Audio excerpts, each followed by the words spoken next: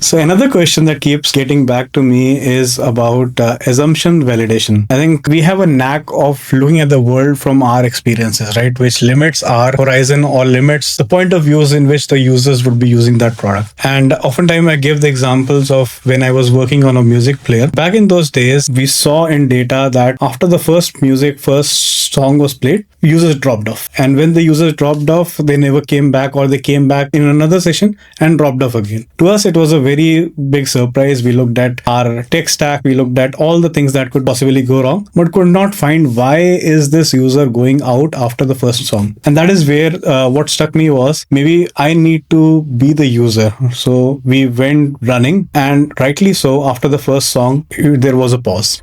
And then the next song came. There was a pause, and then the next song came. So that pause was where the users were going off. And that is where when I went back to the team, and it was said that, okay, now, like, we wanted to give the best possible experience. So we started with the highest bit rate. We were not buffering. So I think that is where it gave us ideas about buffering, promoting more of radios so that, like, we can play songs one after the other without a break in between. Similar to that, in that same journey, I remember we wanted to kind of focus on tier 2, tier 3 cities. We did regional music. We tried to also play along with the bit rate, because at that point of time, the networks were a little bit slow, but it was like the retention was not picking up as we had anticipated. So one of the things that we realized was, after talking to people on the ground, was that in tier 2, tier 3 cities, people would sideload music, right? And when you're sideloading music, you don't need a music player. And that got us to think that, okay, if we really want to go to tier 2, tier 3 cities in India, we'll have to give option for people to open their side-loaded music inside the app